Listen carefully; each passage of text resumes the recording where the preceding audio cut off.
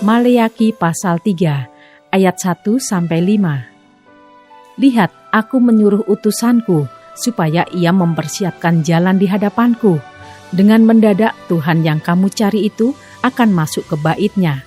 Malaikat perjanjian yang kamu kehendaki itu sesungguhnya ia datang, firman Tuhan semesta alam. Siapakah yang dapat tahan akan hari kedatangannya? Dan siapakah yang dapat tetap berdiri apabila ia menampakkan diri? Sebab ia seperti api tukang pemurni logam dan seperti sabun tukang penatu.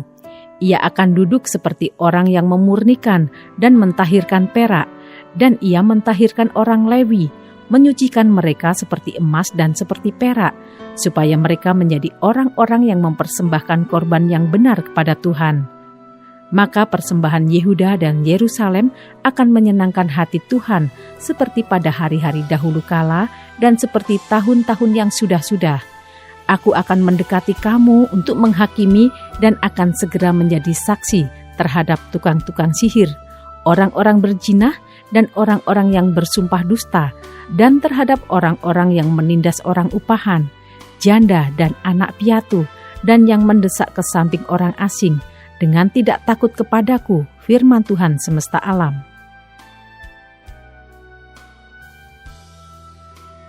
Ayat 6-12, pembayaran persembahan persepuluhan menyenangkan hati Allah.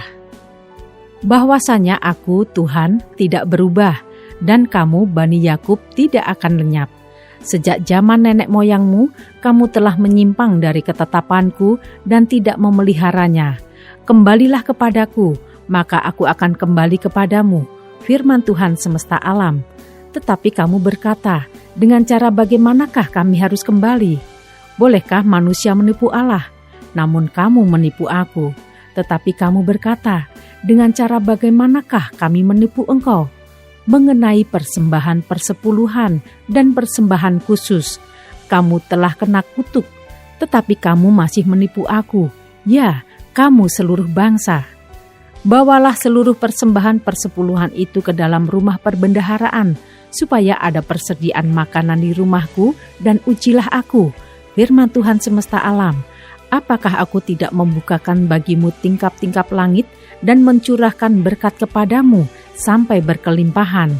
Aku akan menghardik bagimu belalang pelahap, supaya jangan dihabisinya hasil tanahmu, dan supaya jangan pohon anggur di padang tidak berbuah bagimu, firman Tuhan semesta alam.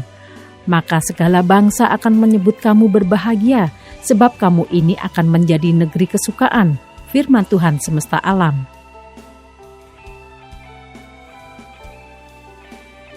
Ayat 13-18, kemenangan terakhir bagi orang benar.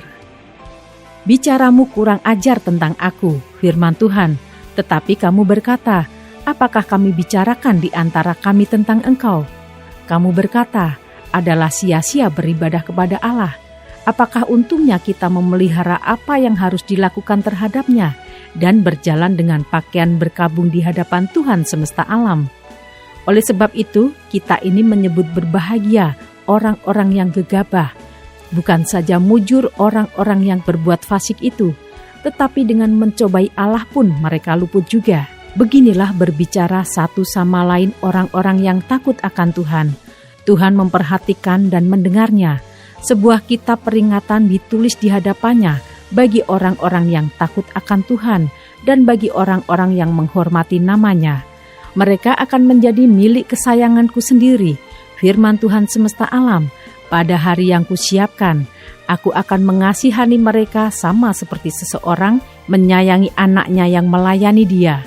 Maka kamu akan melihat kembali perbedaan antara orang benar dan orang fasik, antara orang yang beribadah kepada Allah dan orang yang tidak beribadah kepadanya.